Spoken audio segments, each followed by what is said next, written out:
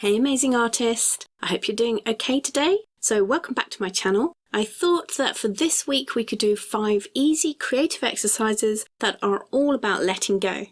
So letting go of perfection, letting go of fear, letting go of, well, whatever is stopping you from arting at the moment, and just focus on making marks with some scribbling. I love scribbling because it's really freeing and expressive and a great way to just release onto paper. So the first 3 exercises here are all about letting go, and then the last 2 exercises are about ideas on how to take your letting go just that a little bit further and see what else can come out of it. So remember, park judgment at the studio door. It doesn't matter if it all just turns out to be one big old mess. Mess is good. We just want to make some marks here, have a play with colour and have some fun. And to get yourself all set up, go grab whatever you like to scribble with. I'm using water reactive crayons, the Neocolor 2. They're my favourite, but you can grab whatever you have in your stash. Pens, pencils, crayons. And they don't have to be water reactive either, but it does help with these exercises. If you just don't have any water reactive pens, pencils or crayons, then grab some water soluble paint like some watercolour paints. And then an optional extra is if you've got a candle to hand, then we can use that for a little bit of resist play. For the paper, you need something that's cheap that will also take water. So mixed media paper, so a heavier weight paper, or some cheaper student level watercolour paper or craft level watercolour paper. So not your good stuff. Worst comes to worst, if you've got nothing else, use the inside surface of a cereal box. Right, let's get stuck in. Let's start super simple and just get some lines on paper. Get that arm moving across the surface, and if you've got a big piece of paper and some space and you're able to, then get your whole body moving with your arm. So not just your arm, your whole body moving across that paper. Now I'm just going to try and add a little bit of texture with a resist, and this is where the candle comes in handy. I'm just using it exactly the same way as I used the crayon. I'm using it as if it is a crayon. Just scribble down some marks with it. You won't be able to see them now, but hopefully we'll be able to see them pop out a bit later on. It's totally optional, you don't have to do this at all. Right, time to switch up the colour, and I've gone for another cool colour to go with that first mark. Those greens, I've gone with a blue this time. This is a great opportunity to learn which colour combos make you happy and which don't, or even which turn muddy when you don't want them to. So just go for it, go for whatever colour you fancy using. I'm also using the water reactive function of my crayons. Alternatively, if you want to here, just start using your watercolour paints.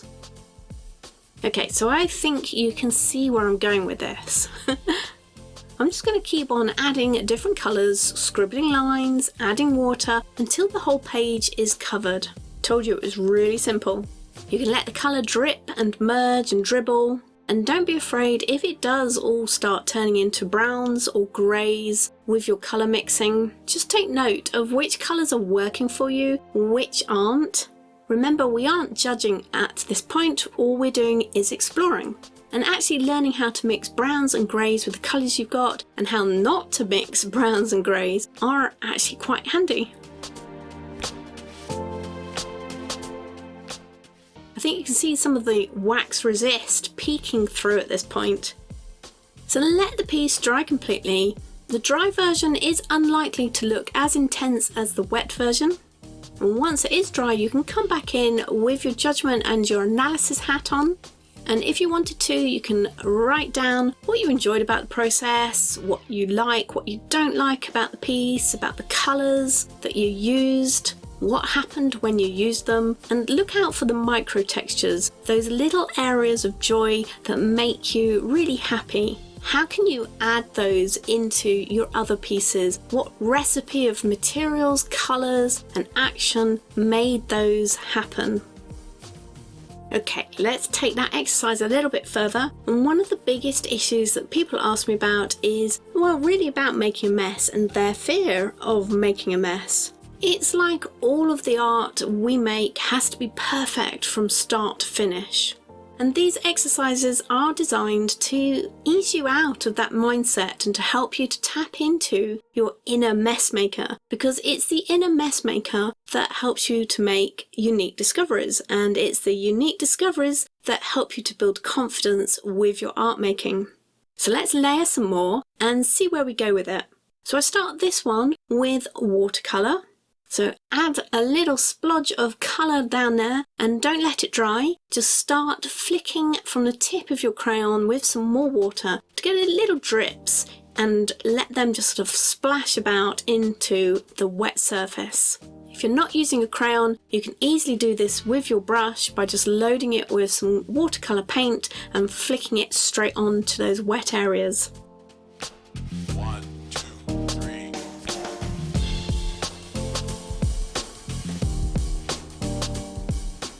Drip and dribble the colour around the page, then you can let it dry a little bit if you like, or just keep on working. And I let this one dry just a little bit, so some of that flick texture will hopefully continue through as we layer up on this piece, but it doesn't matter too much. And I'm not particularly worried that there are still some very wet areas of pooled colour. I'm just going to work on through them.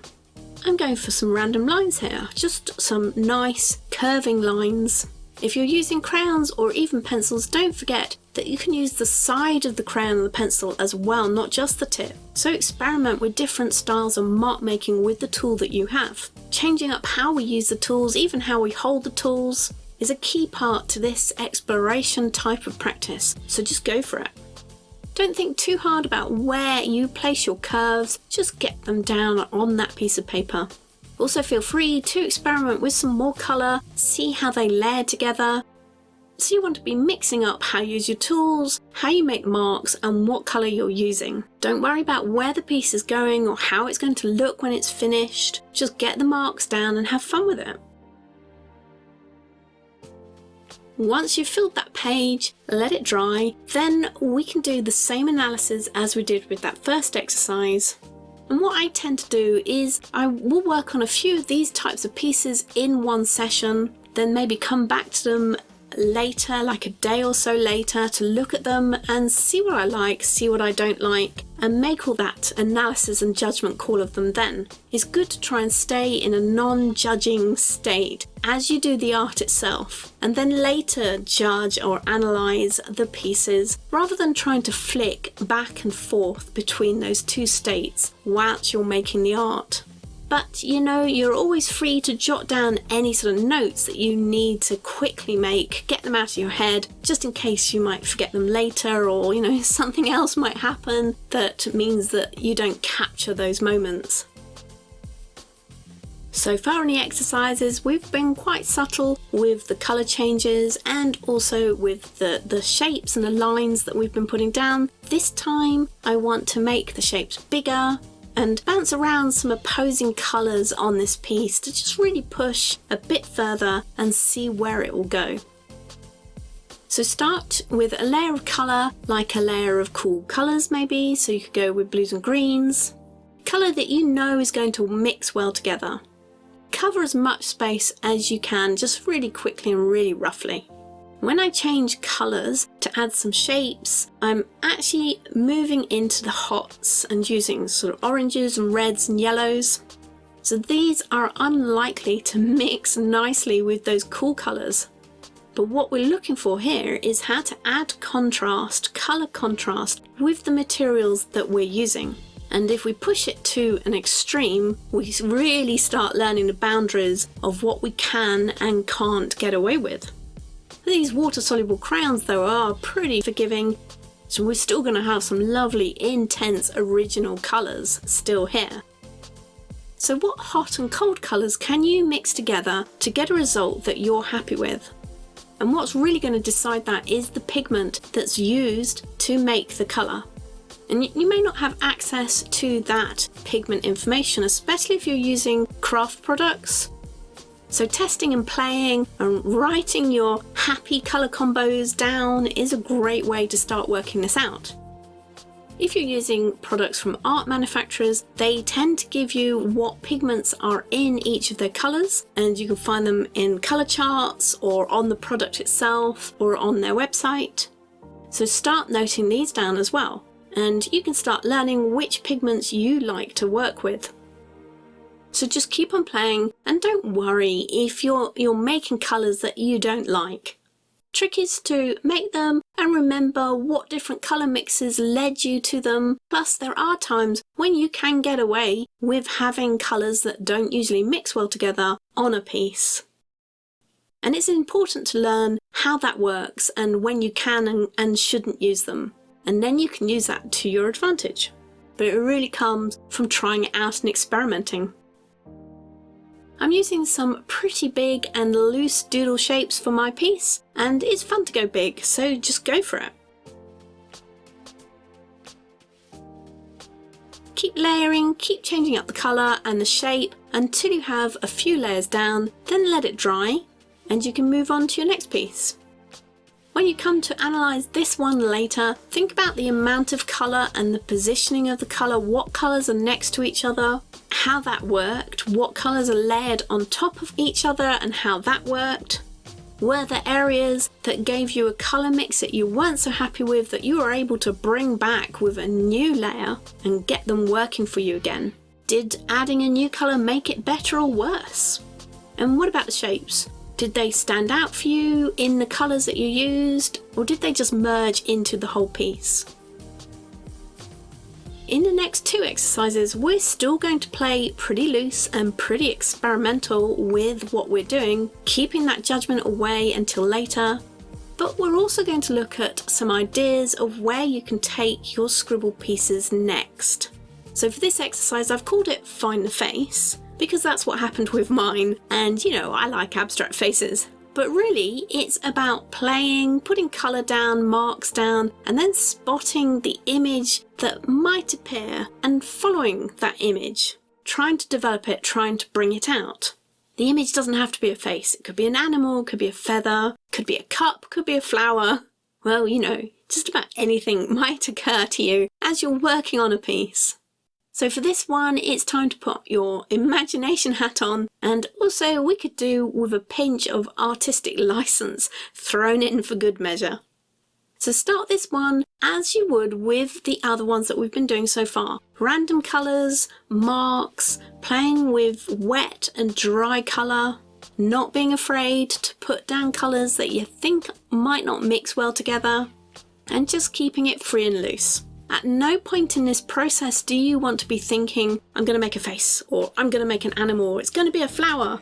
Just get those colours down, those shapes down, those marks down, and let your imagination view the piece for patterns and shapes and elements that might be jumping out at you or calling to you. But also don't worry if nothing does jump out, you know, that sometimes that just happens. There isn't always an image in a piece, and in fact you might end up doing a few pieces before an image does jump for you. But as soon as it does, I want you to follow it. Even if the idea of turning it into something scares you. You might be thinking, well, I'm going to mess this up, or I'm going to lose the image, or what if it doesn't turn out the way I imagine it? Yeah, very likely that might happen. Sometimes our imaginations are good at seeing things and our skills just can't live up to that, not yet anyway. But you aren't going to know until you try it, and you aren't going to get better at it if you don't follow those urges and flights of fancies and practice and just see where they go. So some you're going to win, some you're going to lose, and that's absolutely fine. Get comfortable with it. Don't worry about it. Go with the mindset that it's still just more play and experimenting. Don't put pressure on yourself. And learning how to pull out these images, getting more used to doing it, it's just like any kind of exercise. You just need to keep trying it. So I saw a face in this piece as I was working through, and I just followed that face. I just went with it. And what you see and what someone else sees in a piece, well, you know, they might be entirely different. So just follow what your own vision is telling you. Now, if you have a scanner and the ability to reproduce your art, you can always make a copy of the piece before you venture into pulling that image out. But really, I would recommend that you don't do this too often. You can, It's absolutely fine. But having that get out clause is great, but learning how to follow your gut needs bravery and an ability to just jump right in. And it can make you feel uncomfortable to do this. Or you might find yourself second guessing all the things that you're doing because you're so worried about losing that image or not bringing it out to its full potential. So to teach yourself to be more comfortable with this kind of risk taking requires more exposure to it.